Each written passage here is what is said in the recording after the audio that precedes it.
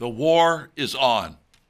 All indications are that the left is working to stop the bleeding they anticipate in the election this fall. In some areas, they are trying to take candidates off the ballot who are America First people. This is happening in Tennessee, Georgia, and North Carolina. In other areas, the liberals in the Republican Party have lost control. So now they are trying to form a new Republican organization, claiming the regular party is no longer the real party since it's been taken over by Trumpsters and John Birchers. The events of the January 6, 2021 demonstration in Washington, D.C. are being used to try and convince people that no one there or in any way were supportive of that event at the time should be on the ballot, including Donald Trump himself. Charges of insurrection and treason have been leveled at any Republican who was there or supported the demonstration, even those who did not fall into these categories but are constitutionalists are tar-brushed by establishment Republicans and Democrats. You see, the liberals in the Republican Party have always said that what is needed is to grow the party by having a big umbrella. The problem is they mean to have the umbrella moving to the left to entice more liberal voters to go into the Republican Party. They hate it when the umbrella starts to take in voters on the right. When that happens, they have apoplexy and yell foul. You can never trust the Republican Party leaders when the party faithful move to the right. They will find any means to negate the influence of those who are constitutionalists, even while they say otherwise. We have told audiences all over the country and laid out in my book, To the Victor Go the Myths and Monuments, the origins of the Republican Party. But they've never relinquished control of the GOP since its beginning. You can read about it, but essentially the same force that started the original Republican Party, then changed its name to Republican Democrats and then simply Democrats, was the same force. We are given two choices, but they're not really choices. Washington and Adams both were opposed to parties, and for good reason. Adams, for instance, said this in regard to the idea of two parties, quoting, "There is nothing I dread so much as the division of the republic into two great parties, each arraigned under its leader and concerting measures in opposition to each other.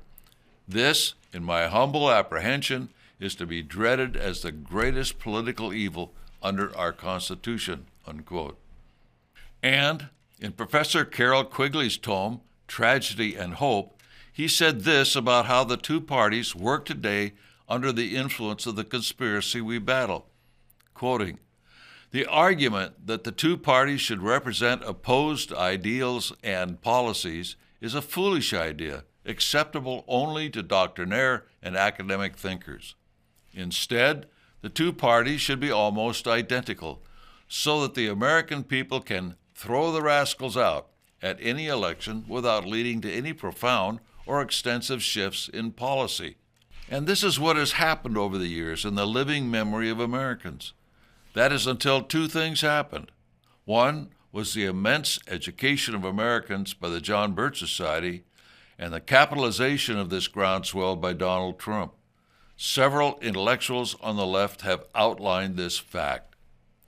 Those whom we battle cannot allow true Americanists to succeed, hold office, or obtain leadership in either political party.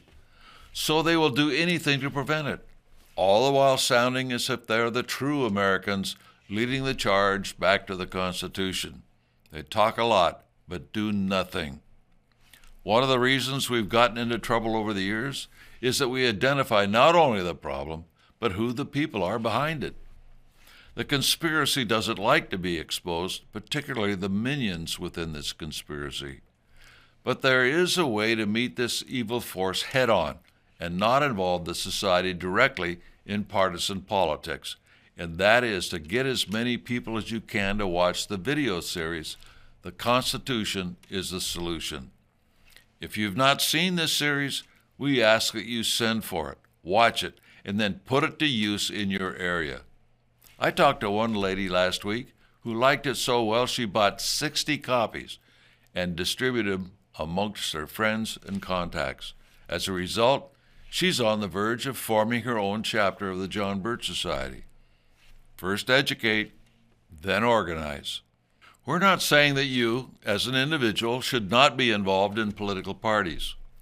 What we are saying is, understand that a great deal of your time will be spent fighting those in whatever party which pretends to be for the Constitution, but are not really.